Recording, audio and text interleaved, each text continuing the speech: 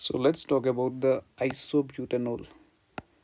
Okay, and India is likely to bring a mandate on the blending isobutanol with the diesel as a part of the slew of the measure to improve the energy security in the country and decarbonize the road highway. देखिए, जिस तरह से हमारे देश में आज E20 E10 in fuel का craze बढ़ रहा है और E20 का टारगेट हमने 2030 तक रखा था, पर हमने वो 2025 से पहले ही कवर कर दिया है।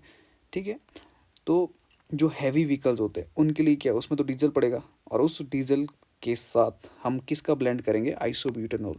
And it is also call isobutane, जो मैं आपको बता रहा था। ठीक है, इज़ अ 4 कार्बन सिंपल, जो देखिए आपको इस तरह से इसमें कार्बन होते हैं। ठीक है, 4 कार्बन है, ऑक्सीजन एक है, एंड दस 10 आर हाइड्रोजन। ओके, अब इसकी बात क्या है, it is use as biofuel, industrial solvent also, and chemical intermediate. Intermediate होता है जो रिएक्शन के बीच में हम लोग यूज़ करते हैं। ठीक है, in the manufacturing of paint coating होता है, फार्मास्यूटिकल चीज़ें आपने बना दी, या कोई फ्रेगरेंस बना दी, कोई परफ्यूम टाइप की, पेस्टिसाइड्स बना दिए। ठीक है, अब बात आती है कि ये इथेनॉल से डिफरेंट कैसे होता है। ठीक है, इथेनॉल के बारे में हमें पता है कि इथेनॉल जो हम यूज़ भी करते हैं आजकल, तो बहुत ज़्यादा क्रेज़ है उसका। अब एनर्जी डेंसिटी की जब हम बात करते हैं, जो इथेनॉल की एनर्जी डेंसिटी होती है वो लोअर होती है एज़ कम्पेयर टू आइसोब्यूटेनॉल।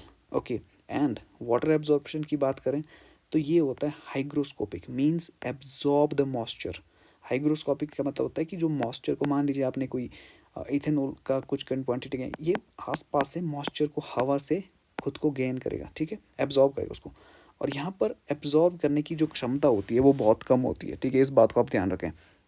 अब होता है corrosiveness, more corrosive and less corrosive.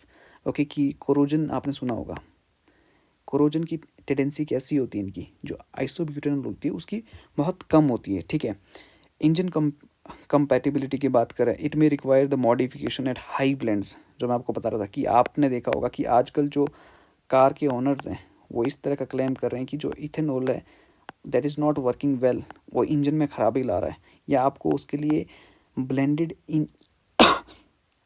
Engine चाहिए होता है। ठीक है, उस तरह से better compatibility with diesel engine, पर आइसोब्यूटेनॉल में उतनी दिक्कत नहीं आती है।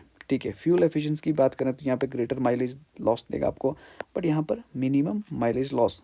ओवरऑल आप ये कह सकते हैं कि isobutanol is good as compare to, जब हम बात करते हैं किसकी, इथेनॉल की। ठीक है, अब बात करते हैं कि वाई आइसोब्यूटेनॉल फॉर डीजल। पहली बात, हायर एनर्जी कंटेंट होता है इसमें। ठीक है, better fuel economy than ethanol. Okay, दूसरी बात, लेस वाटर एब्जॉर्प्शन, जो हमने यहाँ पर पढ़ा कि जो इसकी वाटर एब्जॉर्प्शन वो कम है, और कोरोजन भी कम होता है। इसका मतलब ये हुआ कि आप इसको इजीली स्टोर कर सकते हो और ट्रांसपोर्ट में हेल्प कर सकते हैं। ठीक है, एंड थर्ड पॉइंट ये है कि can be blended up to 15% with the diesel with a fewer engine modification. ठीक है, आपको इंजन में ज़्यादा मॉडिफिकेशन नहीं करनी पड़ेगी, आप उसी इंजन के से काम चला सकते हो। ठीक है, अब अगर हम इम्पैक्ट की बात करें व्हीकल की, तो हाँ हो सकता है कि उसमें थोड़ा चेंज आए, थोड़ा उसमें, बट अगर हम एक्चुअल की बात करें, देर इज़ नो कोई नोटिसेबल चेंज नहीं होता है पावर या टॉर्क या उसकी ड्राइवेबिलिटी में। ठीक है, तो इस पर सोच रहा है कि India is evaluating the 15% of isobutanol blended diesel as the next step in its biofuel strategy. अभी तो हमने E20 पेट्रोल के बारे में हम जानते हैं और वो टारगेट हमने कंप्लीट भी कर लिया। अब नेक्स्ट टारगेट हमारा है वो है आइसोब्यूटेनॉल। Okay, isobutanol.